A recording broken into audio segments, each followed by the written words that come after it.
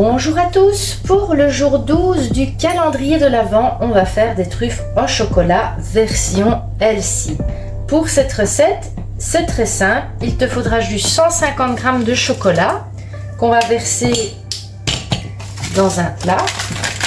Sans papier, c'est mieux. Voilà. Et dessus, je vais venir verser le lait chaud.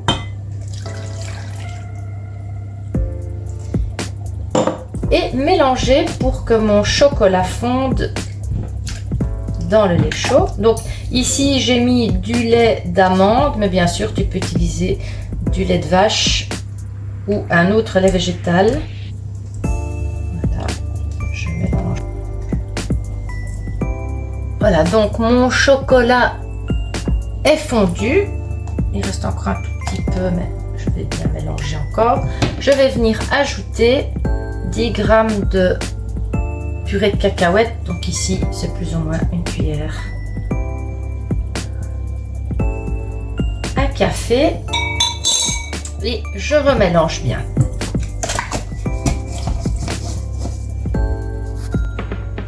Donc je vais placer cette ganache qui est fondue et bien mélangée dans un plat parce que je vais la mettre pendant 2 heures au frigo, donc pour que ça devienne épais, pour pouvoir façonner mes boules de truffes.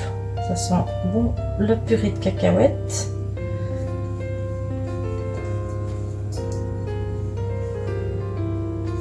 Voilà. Et donc je place ça au frigo pendant 2 heures.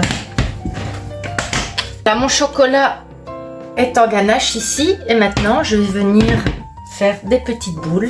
Donc, je vous montre, voilà ma ganache. Et puis je viens faire des petites boules entre mes doigts, entre mes mains. Et je vais faire rouler ça dans le cacao.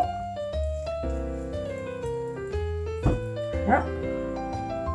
Je fais rouler dans le cacao. Et je viens mettre dans mon plat. Et je fais ça pour toute l'assiette. Jusque quand il n'y aura plus de ganache. Donc c'est pour ça que c'est important qu'elle soit bien froide du frigo. Parce que dès qu'on va la mettre entre les mains, ça va fondre un petit peu. Voilà, après il faudra que ça retourne au frigo. Donc voilà mes truffes au chocolat. Je vais les remettre dans un plat et au frigo.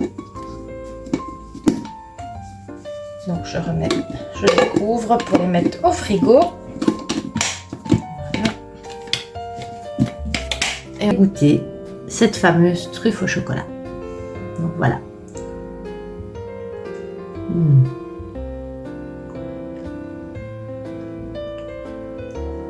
C'est super moelleux. Et en plus, on a ce petit goût de cacahuète qui n'est pas désagréable du tout.